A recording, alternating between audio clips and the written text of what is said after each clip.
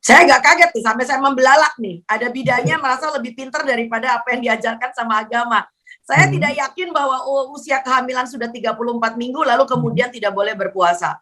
Tidak benar bahwa orang berpuasa ditakutkan kontraksi terlalu dini, lalu kemudian terjadi persalinan dini. Aku tidak pernah melihat itu sejauh aku jadi dokter, mohon maaf ya. Jadi justru orang-orang yang ketika dia menjelang persalinan, nah ini kan barangkali sekitar 1 bulan atau 2 minggu lagi dia akan bersalin, lalu kemudian dia menjalankan ibadah agama, insya Allah itu kehamilannya justru akan menjadi barokah bagi dia. Karena ibunya pernah berpuasa ketika anak ini sedang dikandung. Ya, jadi itu indah banget ya, itu indah banget ya. Saya bisa mengatakan bahwa bersyukurlah kalian dalam keadaan yang sedang mengandung atau sedang menyusui, Anda mengalami yang disebut dengan masa-masa puasa. Ya, justru dengan berpuasa maka kita akan semakin gampang untuk melakukan introspeksi ke dalam diri saya sendiri.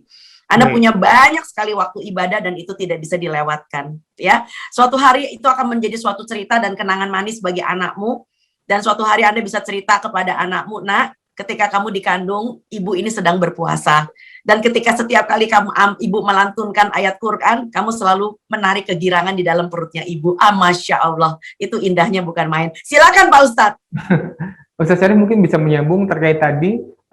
Ya, tadi pertanyaannya keliru ketika apakah boleh nggak kalau cuma membayar fidyah. Tetap harus dibayar puasa. Tetap harus dibayar puasanya. Ketika ditakutkan untuk si bayinya masalah, itu ada yang tadi ada sebuah pendapat bahwa mengganti puasa dengan fidyah. Tapi ketika yang ditakutkan adalah kesehatan ibu, cuma cukup dengan di pendapat lain yang apa namanya, ketika ada ditakutkan masalah dengan janinnya atau hanya masalah pada ibunya saja, itu tidak wajib untuk membayar fidyah.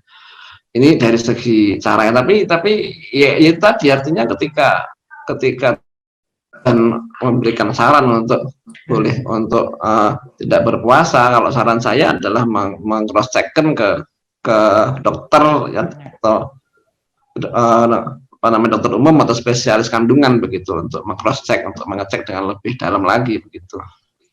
Cuman sekarang masalahnya orang yang hamil yang dia sedang berpuasa punya banyak waktu untuk merenung, berpikir, tapi sekarang waktunya banyak digunakan untuk main HP, sayangnya. Jadi tidak sempat merenung lagi, sudah banyak kehilangan kesempatan untuk merenung dan berpikir gitu loh. Dan ini jangka panjangnya juga kurang bagus juga gitu. Terima kasih sudah nonton.